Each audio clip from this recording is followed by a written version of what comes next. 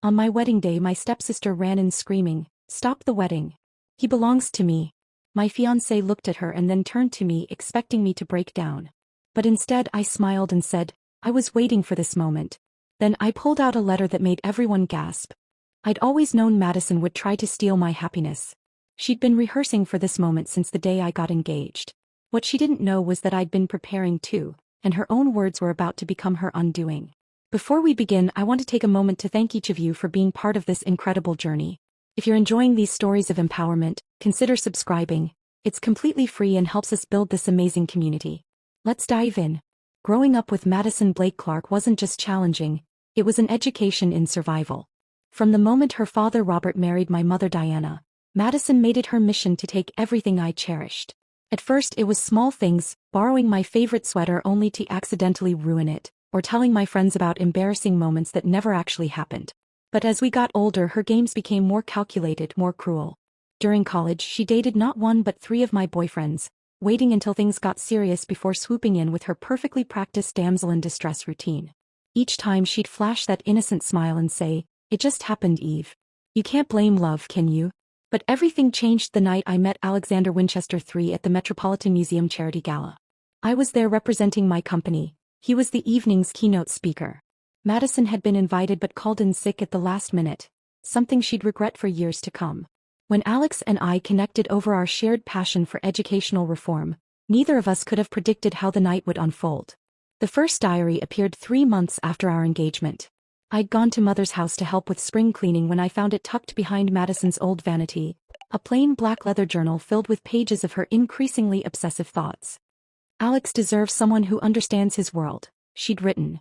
"Eve's just a charity case who got lucky. I've seen how he looks at me during family dinners. He knows he chose wrong." I didn't confront her then. Instead I watched, waited, and discovered more. Each new diary revealed darker intentions, detailed plans, and a fantasy world where she and Alex lived the perfect life she believed she deserved. My stepsister wasn't just jealous, she was unraveling. My best friend Olivia thought I should expose Madison immediately, but I knew better. "Let her plan," I told Olivia one afternoon over coffee. "Every word she writes is another nail in her own coffin." The wedding preparations became Madison's stage. As maid of honor, her idea not mine, she attended every fitting, tasting, and planning session. While she played the supportive sister in public, her diaries told a different story. She'd write for hours about how the Vera Wang dress should have been hers, how she could better handle Alex's family wealth, how she'd redecorate the Winchester estate once she'd saved Alex from his mistake. I kept Alex informed of everything. He was shocked at first. The Madison he knew seemed so sweet, so caring.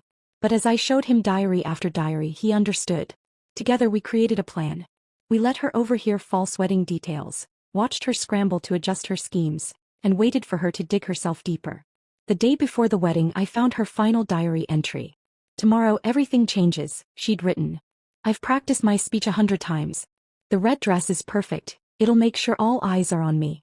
Eve thinks she's won, but she has no idea what's coming. By this time tomorrow, Alex will finally be mine." So when those cathedral doors burst open and Madison strode in wearing that carefully chosen red dress, I didn't flinch. When she screamed about true love and destiny, I didn't cry. And when Alex turned to me with practiced concern, I simply smiled and reached for the letter I'd prepared, a carefully curated collection of her most damning diary entries. The gasps echoed through the cathedral as I read excerpts of her own words aloud. Madison's face transformed from triumphant to horrified as she recognized her private thoughts being broadcast to 500 of Boston's finest. Her mask cracked, then shattered completely when I reached the final entry, the one detailing exactly how she'd planned to destroy my wedding day. She ran from the cathedral, mascara streaming down her face, leaving behind the wreckage of her own making. Mother tried to follow, but I gently stopped her. "She made her choice," I said softly. "Now she has to live with it." Alex squeezed my hand as we turned back to the officiant. The ceremony continued, more beautiful for having survived its trial by fire. Later, during our first dance, Alex whispered, "I never doubted you for a second." I looked over his shoulder at the empty table where Madison should have been sitting. "I know," I replied. "That's exactly why she never stood a chance."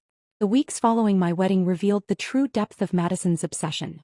While I honeymooned in the Maldives with Alex, she spiraled further into her carefully constructed fantasy world, one that became painfully clear as more of her diaries surfaced. Looking back, our parallel lives had always been a study in contrast. We shared the same elegant colonial home after our parents married, but while I spent nights studying under my desk lamp, Madison posed before her mirror, practicing society smiles. When I launched my tech startup, she launched Instagram stories about luxury lifestyle tips.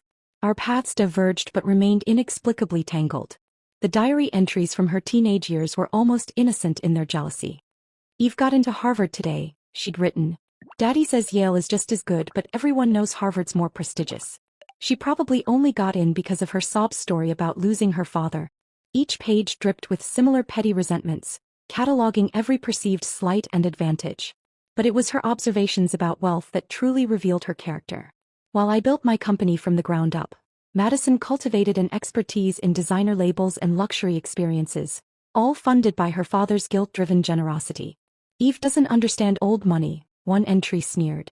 "She thinks success is about spreadsheets and innovations. But I know what really matters: the right connections, the right image, the right life." The day I met Alex at the charity gala became an obsession in her diaries. Pages upon pages dissected every detail she'd heard secondhand: how I wore a basic blue gown while she lay in bed with a convenient flu, how Alex and I connected over our shared passion for educational technology, how the evening should have been her triumph. "Eve doesn't deserve him," she'd scrawled frantically. "She can't appreciate what it means to be a Winchester. I grew up understanding wealth, learning the social graces she'll never master. Alex needs someone who belongs in his world. Someone like me." The wedding planning became her personal torment. Each diary entry from that period reads like a study in delusional thinking. She'd sketch herself in my wedding gown, practice signing Madison Winchester in flowing script, and detail elaborate scenarios where Alex would realize his mistake. Her maid of honor role became a front-row seat to what she viewed as an elaborate charade. "Watched Eve stumble through another etiquette lesson today," she wrote after a formal dinner with Alex's family. "She used the wrong fork for her salad, but everyone pretended not to notice. They're too polite to admit what a mistake Alex is making. But I see the way his mother Victoria winces at Eve's common manners. I could save them all from this embarrassment." What Madison never realized was that her precious diary entries about my social faux pas only endeared me further to the Winchesters. Victoria herself came across one of the journals Madison had accidentally left in the family estate's library. Instead of being horrified by my alleged missteps, Alex's mother was appalled by Madison's obsessive documentation of them. "Your stepsister," Victoria told me over tea one afternoon, "seems to have forgotten that true grace lies in making others feel comfortable, not in counting their mistakes." Coming from Boston's reigning social queen, this validation meant everything. The final diary, the one that sealed Madison's fate, revealed her plan to save Alex from our marriage. She detailed everything: the red dress chosen to outshine my wedding gown, the tearful speech practiced 100 times, even the exact moment she'd make her dramatic entrance. "Everyone will see it's meant to be," she'd written. "All those society magazines will call it Boston's greatest love story." Instead, those same magazines ran very different headlines. "Wedding interrupted. Diary reveals desperate plot" became the talk of the social season. Madison fled to Europe, unable to face the humiliation of having her own words exposed to the very society she tried so desperately to impress. Mother still forwards her occasional emails, postcards from Paris, photos from Milan, each one carefully curated to show she's thriving. But her latest diary, discovered in her abandoned apartment and forwarded by her former roommate, tells a different story. "They'll never understand," she wrote. "I could have been everything Eve pretends to be. I knew the rules, played the game, did everything right. So why does she keep winning?" The answer, of course, was simple: I never played her game at all. While Madison crafted elaborate schemes in her diaries, I built a life based on something real. Alex and I recently launched an educational technology foundation, bringing innovative learning tools to underserved communities. It's not the society life Madison dreamed of, but it's something far more valuable. It's authentic. Sometimes I wonder if she'll ever understand that her own words set me free. Those diaries didn't just expose her plot. They released me from a lifetime of walking on eggshells. In trying to write herself into my story, Madison finally wrote herself out of it completely. 6 months after the wedding, a mysterious package arrived at our doorstep. Inside, I found another of Madison's diaries, this one sent by her former therapist, Dr. Sarah Bennett, who'd broken confidentiality after discovering the disturbing extent of my stepsister's obsession. The diary's pages revealed a methodical investigation I'd never known about. Madison had hired private investigators to track my daily routines, paid off service staff at Alex's favorite restaurants to report our conversations, and even attempted to hack my business emails. Each entry meticulously documented her findings like a detective's case file, but with a disturbing personal twist. Eve's schedule is predictable, she'd written. Coffee at La Maison at 7:15 a.m. office by 8. She thinks being punctual makes her professional, but it just makes her boring. Alex deserves someone spontaneous, someone exciting. Someone like me. Dr. Bennett's accompanying letter explained how Madison had spent their sessions not seeking help, but instead justifying her actions. I'm protecting Alex, she'd insist. Eve's fooled everyone with her self-made success story, but I know she's just using him for his money and connections. I have proof. The proof filled dozens of pages, innocent business meetings twisted into suspected affairs, charitable donations portrayed as tax schemes, and routine phone calls transformed into elaborate conspiracies. My stepsister hadn't just been planning to stop a wedding, she'd been building an entire false narrative about my life. What struck me most was the detailed timeline she'd created, counting down to my wedding day. Each entry became increasingly frantic as the date approached. 90 days until I save Alex. Ordered the red dress today. It's perfect for making a dramatic entrance. The color symbolizes passion, love, destiny. Eve's boring white dress won't stand a chance. 60 days left. Practice my speech again. Stop the wedding. He belongs to me. The mirror says I'm getting better at the tears. They need to look real for maximum impact. 30 days to go. Overheard Eve discussing seating arrangements. I'll position myself perfectly, third row left side. The acoustics in the cathedral will carry my voice to every corner. Everyone will remember this moment. But it was the final entry, dated just hours before the wedding, that truly chilled me. Dear diary, by the time I write in you again, everything will be different. I've memorized every detail. The exact moment to stand, the precise words to say, the perfect expression of desperate love. Eve thinks she knows what's coming, but she has no idea. After today, Alex will finally see the truth, and I'll have everything I deserve. The irony of her words wasn't lost on me. Madison had been right about one thing. I had known what was coming. But her obsession with creating the perfect dramatic moment had blinded her to the fact that she was writing her own downfall, one diary entry at a time. Alex took the discovery of this latest diary harder than I did. She wasn't just trying to stop our wedding, he said, pacing our library one evening. She was trying to destroy your reputation, your credibility, everything you've built. I placed the diary alongside the others we'd collected, a disturbing chronicle of obsession now safely locked away in our home. But she failed, I reminded him. Because she was so focused on writing about destroying my life, she never actually lived her own. Dr. Bennett's professional assessment confirmed what we'd suspected.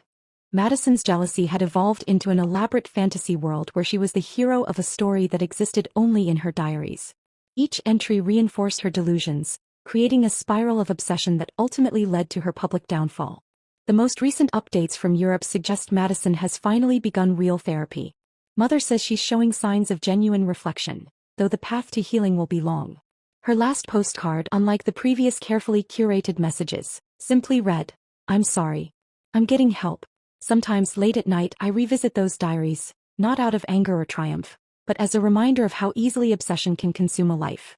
Madison spent years writing about destroying my happiness, but in doing so she only documented her own unraveling.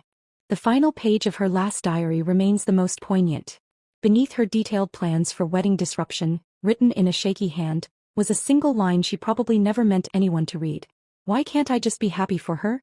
That question, more than any of her elaborate schemes or accusations, reveals the true tragedy of Madison's story. In trying to write herself into my life, she forgot to live her own. Her diaries became both her weapon and her prison, a paper trail that ultimately led not to the triumph she imagined, but to the help she truly needed. A year into our marriage, Alex and I decided to renovate the east wing of the Winchester estate. During the cleanup, we discovered something unexpected behind a false panel in Madison's old room, a hidden cache of diaries dating back to our childhood. These weren't like her other journals. These were her raw, unfiltered thoughts, never meant to be found. The discovery coincided perfectly with my plan. For months, I'd been strategically feeding Madison false information through our family network. Each carefully planted detail about Alex's and my supposed marital troubles reached her like breadcrumbs, leading her exactly where I wanted her to go. Eve's business is struggling, Mother would casually mention during their weekly calls. She's been asking Alex for investment capital. Or Olivia would deliberately let slip at social gatherings that Alex and I were sleeping in separate bedrooms.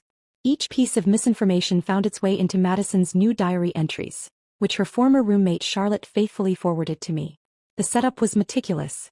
I made sure to be seen arguing with Alex in public places where Madison's remaining society friends would witness it.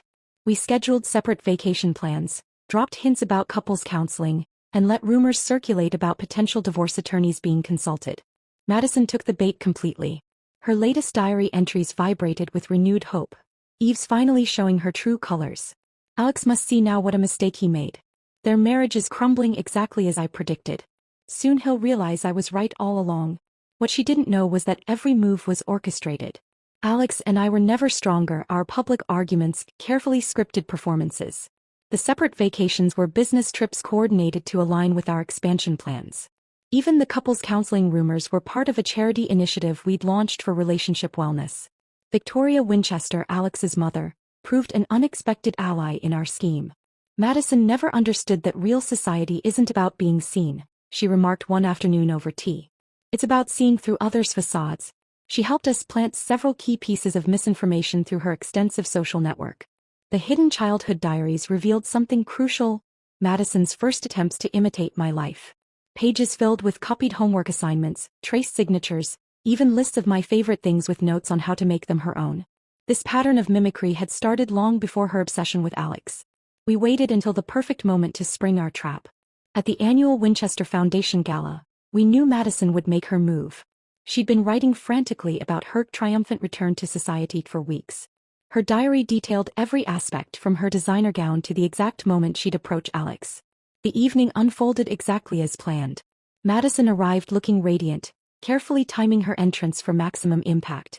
She circulated gracefully, gathering sympathy with carefully crafted hints about her emotional recovery abroad. Then, just as her diary had predicted, she approached Alex during a quiet moment on the terrace. What she didn't expect was my presence around the corner, or the stack of her childhood diaries in my hands. As she began her practice speech about understanding and forgiveness, I stepped forward. Looking for something familiar, Madison? Something to copy, perhaps? The color drained from her face as I began reading entries from her hidden diaries, decades of attempted identity theft laid bare. Each page revealed her systematic attempts to become me, long before Alex entered our lives.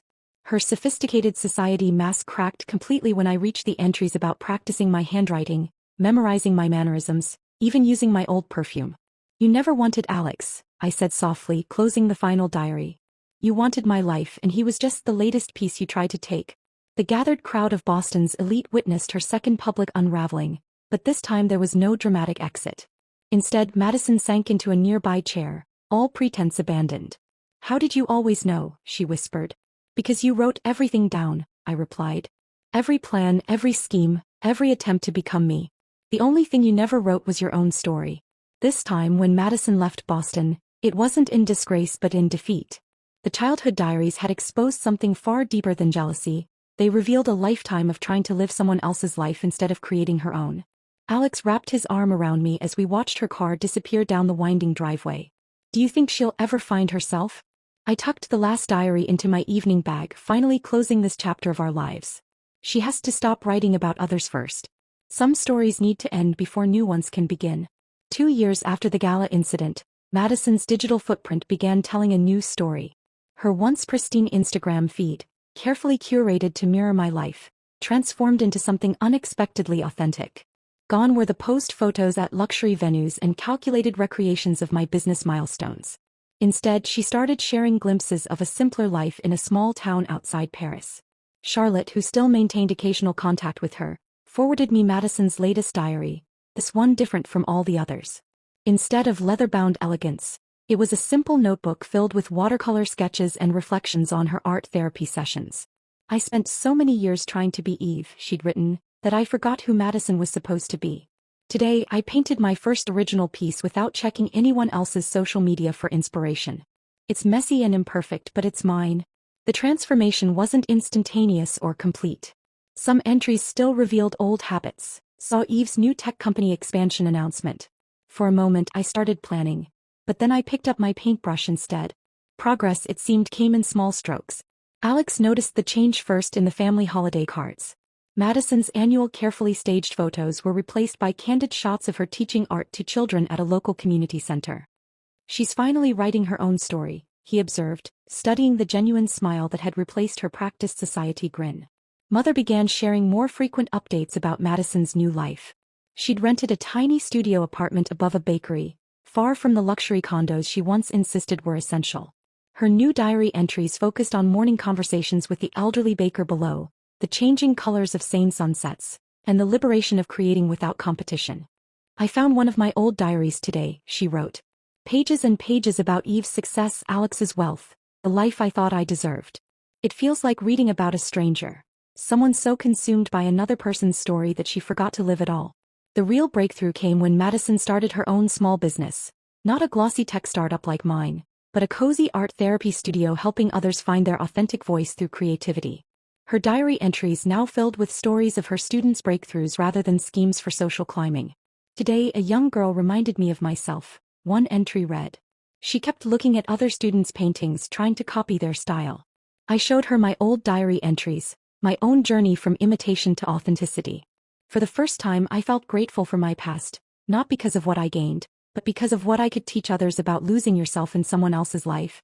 Victoria Winchester, who had once been Madison's harshest critic, surprised everyone by commissioning a series of paintings for the Winchester Foundation's new youth center. True grace, she told me, lies in recognizing genuine transformation. Madison's work, abstract expressions of personal growth, now hangs in the very halls where she once plotted her social ascension. The most telling change appeared in her latest diary's opening page. Instead of the usual property of Madison Blake Clark with practiced flourishes mimicking my signature, she'd simply written, "These are my words, my journey, my truth. No imitations needed."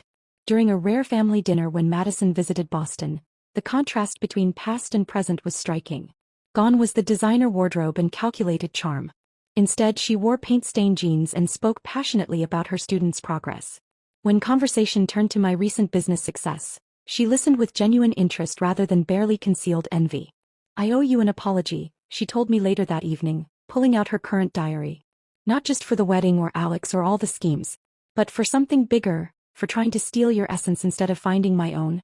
She opened to a recent entry. "Today I realize success isn't about having someone else's life. It's about living your own so fully that imitation never crosses your mind." Alex squeezed my hand under the table as Madison shared her plans to expand her art therapy program. Her eyes sparkled with authentic passion rather than calculated ambition. The diary on the table wasn't a weapon or a blueprint for manipulation. It had become a genuine chronicle of personal growth. As we said goodbye, Madison hugged me without any of her old artificial warmth. "Thank you," she whispered, "for showing me that the best stories are the ones we write for ourselves." Watching her cab disappear into the Boston night, I realized that sometimes the greatest revenge isn't in exposing someone's plots.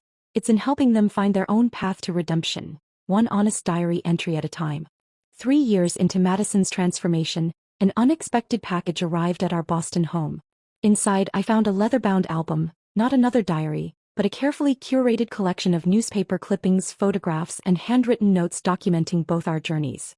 Madison had titled it "The Stories We Choose."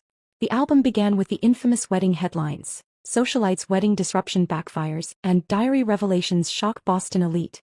But as pages turned, the narrative shifted.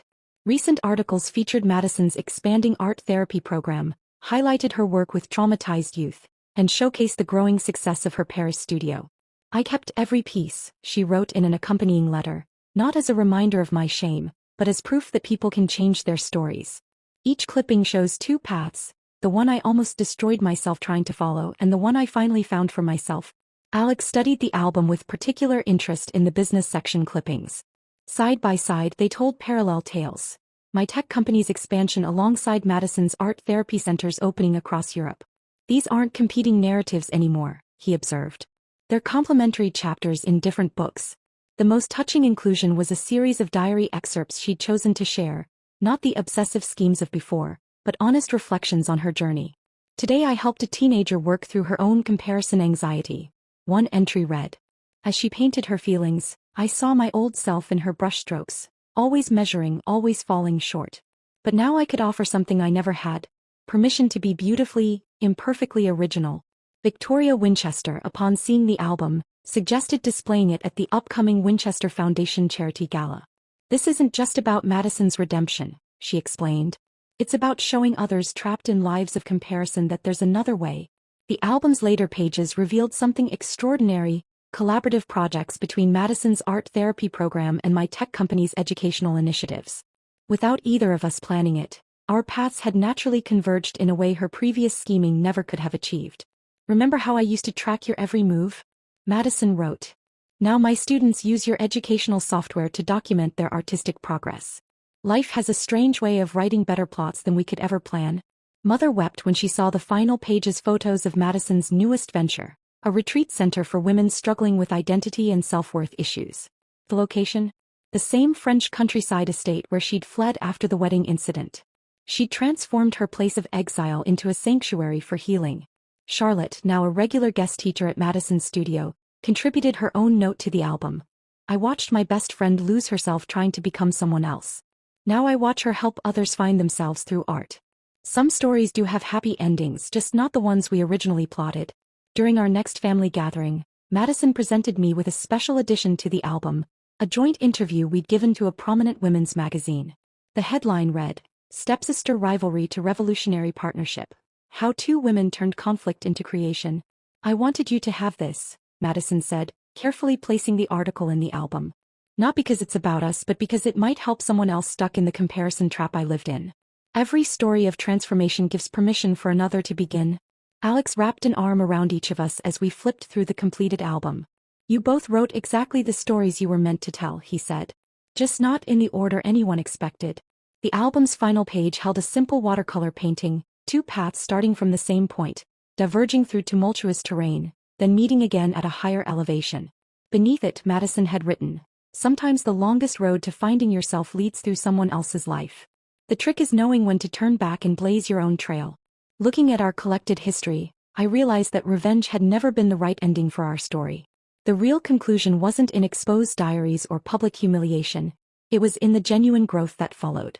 Madison hadn't just changed her narrative, she'd helped rewrite the ending for both of us. As we closed the album, Madison squeezed my hand. Thank you, she said, for giving me the wake-up call I needed to start my own story. In that moment, I understood that sometimes the best revenge is simply living well enough to inspire your former enemy to do the same. The story came full circle during the 5th anniversary celebration of Madison's first art therapy center. The event, held in a renovated Parisian warehouse, drew an unexpected mix of guests.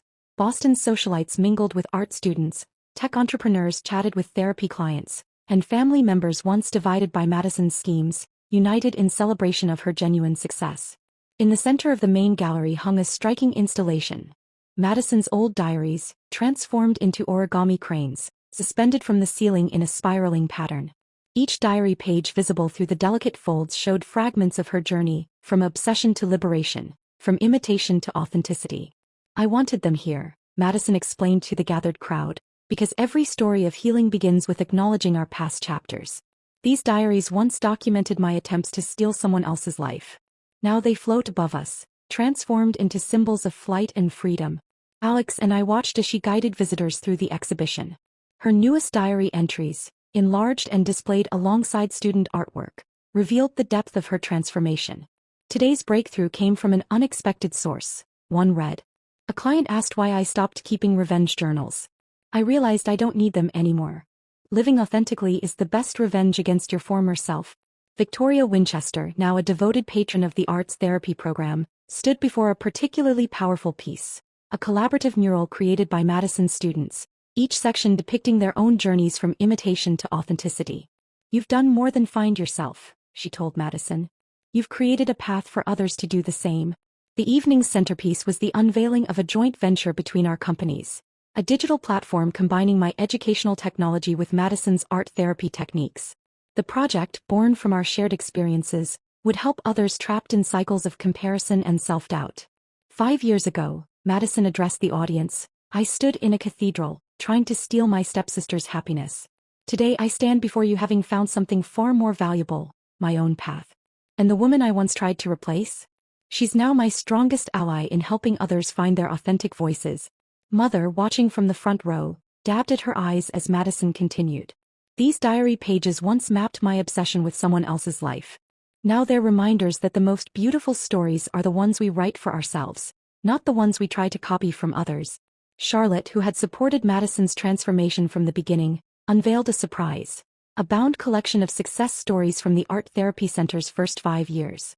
From Madison, I learned that true friendship isn't about keeping secrets, she said. It's about helping each other discover our own truths. The evening concluded with a symbolic ceremony. Madison invited each guest to write down something they needed to release. A comparison, a jealousy, an imitation of someone else's life. One by one, these notes were folded into paper boats and set afloat in the courtyard fountain, carrying away old patterns to make room for authentic stories. As the last paper boat drifted across the water, Madison turned to me. Do you remember what you said at your wedding when I tried to stop it? I've been waiting for this moment. You knew even then that exposure wasn't about revenge. It was about forcing me to finally see myself. Alex joined us by the fountain, where the paper boats had gathered in a gentle constellation of released burdens. Both of you wrote exactly the stories you were meant to tell, he observed. Just not in the order anyone expected. Looking at the transformed diary pages floating above us and the healing ripples spreading through the fountain below, I realized our story had evolved into something neither of us could have planned.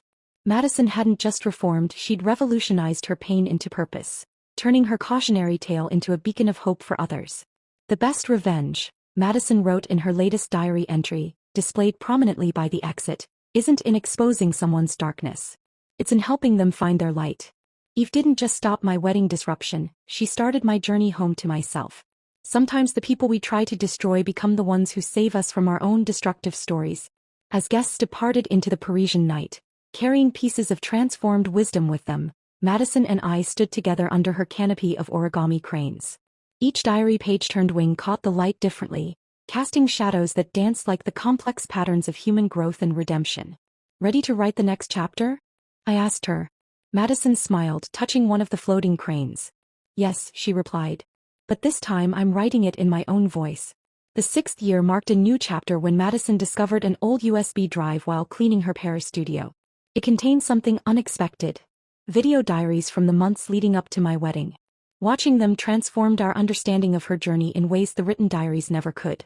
Day 89 before the wedding, Madison's younger self spoke to the camera, rehearsing her planned disruption with almost theatrical precision. The key is to make the tears look natural. Eve always had that perfect vulnerable look, the one that got her everything. Today I practiced for 6 hours in front of the mirror. The videos progressively revealed a descent we hadn't fully grasped from her written words alone. Hours of footage showed her practicing my mannerisms, mimicking my speech patterns, even attempting to copy my business presentation style. The obsession had been more complete than anyone realized. Found another video, she wrote in her current diary. I was trying to replicate Eve's TED Talk gestures. Watching it now feels like witnessing a stranger's breakdown. The scariest part? I thought I was being strategic. I didn't realize I was erasing myself. Alex and I sat with Madison in her therapy studio, viewing selected clips she felt ready to share. The most haunting was dated the night before our wedding. Madison, dressed in her red dress, delivering her planned speech to an empty room, over and over until dawn broke. I needed you both to see these, Madison explained, her hands steady as she closed the laptop. Not for more apologies, but because these videos are becoming part of our therapy program. Watching myself lose myself, it's helping others recognize their own patterns of identity loss. Victoria Winchester, upon viewing portions of the footage, proposed something unprecedented. A documentary about transformation. Not focused on the scandal but on the deeper journey from obsession to authenticity. These videos aren't just about Madison anymore, she observed. They're about everyone who's ever tried to live someone else's life. The documentary project unveiled layers we hadn't expected. Former society friends came forward with their own stories of pretense and performance. Charlotte revealed footage she'd shot of Madison during their college years, showing early signs of her identity struggle. Looking at these old videos, Madison wrote in her latest diary entry, I realized my greatest performance wasn't at Eve's wedding. It was every day before that, pretending I didn't need to find my own path. The red dress moment wasn't my breakdown, it was my breakthrough. Mother found it difficult to watch the footage at first, seeing the depth of Madison's struggle displayed so rawly. But during a private screening of the documentary Rough Cut, she grasped her daughter's vision. You're not just exposing your past, she told Madison. You're illuminating a path for others. The most powerful segment featured split-screen comparisons. Madison's practiced imitations beside footage of her current art therapy sessions. The contrast between her former rehearsed perfection and present authentic passion told the story better than words ever could. During the documentary's final editing sessions, Madison added something unexpected, recent video diaries showing her work with clients. Today we don't practice being perfect, she told a group of young women. We practice being present, being real, being ourselves. Alex, watching the final cut, noted how the story had evolved beyond revenge or redemption. This isn't just about what happened at our wedding anymore, he reflected. It's about the universal struggle between authenticity and imitation. The documentary premiered at Madison's Art Therapy Center, where the origami crane installation still danced overhead. But now, projected on the walls behind the paper birds, ran loops of Madison's transformation, from the practiced tears of her wedding planning to the genuine joy of her current work. These videos were my last masks, Madison addressed the premiere audience. I kept them hidden because I thought they showed my weakness. Now I understand they show something more valuable. They show that change is possible. That no matter how lost you become in someone else's story, you can always find your way back to your own. As the credits rolled, Madison opened her current diary and read her latest entry. The cameras caught my performance, but they also captured my liberation. Every practiced smile, every rehearsed word was a step toward the moment I finally became real. Sometimes you have to see yourself at your most inauthentic to find your truest self. The evening ended with Madison unveiling her newest project, a video diary workshop where clients could document their own journeys from imitation to authenticity. Because sometimes, she explained, you need to watch yourself disappear before you can find your way back. Looking at the frozen frames of Madison's past self practicing her wedding disruption, contrasted with a confident woman now helping others heal, I realized that even the darkest documentation of obsession could become a powerful tool for transformation. Her video diaries, like the written ones before them, had evolved from weapons into wisdom. 7 years after the wedding, Madison's documentary unexpectedly went viral. The story resonated far beyond our family circle, touching millions who recognized their own struggles with authenticity in her journey. But it was a simple leather-bound book arriving at our Boston home that marked the true culmination of our story. Final pages read the embossed cover. Inside, Madison had handwritten her last diary entry alongside photographs documenting every phase of our shared history. The entry began, "Dear Eve, this is the last diary I'll ever write about you because it's time to close this chapter completely." The pages that followed weren't filled with her usual introspection or therapy insights. Instead, Madison had compiled letters from people whose lives had been touched by our story. Women who'd abandoned their own wedding crashing plans, students who'd stopped measuring themselves against others' success, and therapy clients who'd found their authentic voices. "Your revenge wasn't in exposing my diary at the wedding," Madison wrote. "It was in forcing me to finally read my own words and see what I'd become. Now others are reading their own stories differently because of what happened that day." Alex found me in our library, tears falling onto the final pages. "She's really done it, hasn't she?" he said softly. "She's turned your moment of revenge into a movement of redemption." Victoria Winchester had already received her copy of the book. Her note to Madison, included in the final pages, read, "You've proven that true grace isn't in hiding our darkest chapters, but in transforming them into light for others." The most powerful inclusion was a photograph taken moments after my wedding confrontation, Madison in her red dress, mascara streaking her cheeks, holding the exposed diary. Beside it, a recent photo showed her in her art therapy studio, surrounded by clients writing their own stories of transformation. The caption read, "Sometimes our worst moments become our best teachers." Mother's contribution to the final pages surprised us all. She kept a diary of her own during those tumultuous years. Her entries revealed the pain of watching one daughter try to become the other, and the joy of finally seeing both living authentically. "My greatest failure," she wrote, "was in not showing Madison that she was enough exactly as she was." Charlotte contributed the last photograph, a candid shot of Madison and me at her therapy center's opening, both laughing at something long forgotten. "This," she wrote beneath it, "is what happens when we stop trying to steal stories and start writing our own." The book's final entry came with an unexpected proposal. Madison had designed a new program combining her art therapy with my tech company's resources. Written in Light, a platform helping people document their journeys from imitation to authenticity. She wanted us to launch it together, transforming our past conflict into future collaboration. "7 years ago I tried to steal your happy ending," Madison concluded. "Instead you gave me something better, the courage to write my own. This diary isn't an ending at all. It's an invitation to others to start their own stories." Alex found me still reading in the early hours of morning. "You know what's remarkable?" he observed. "Your revenge could have destroyed her. Instead it gave her and now countless others a new beginning." The next day I sent Madison my response, not in a diary but in a simple note. "Let's write this next chapter together." looking at her final diary in our library, now shelved alongside the ones that once documented her obsession, I realized that revenge had never been the end goal.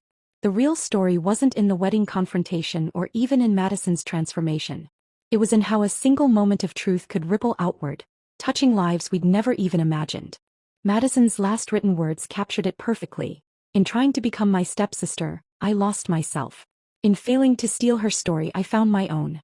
Sometimes the greatest plot twist isn't in what we take from others, but in what we finally give ourselves permission to become. And so our story, which began with a wedding disruption and a revealed diary, evolved into something far more powerful than revenge. It became a beacon for others looking to find their own voice, their own path, their own authentic tale to tell. Perhaps that's the most unexpected twist of all. Sometimes the best revenge isn't in destroying someone's story, but in helping them write a better one.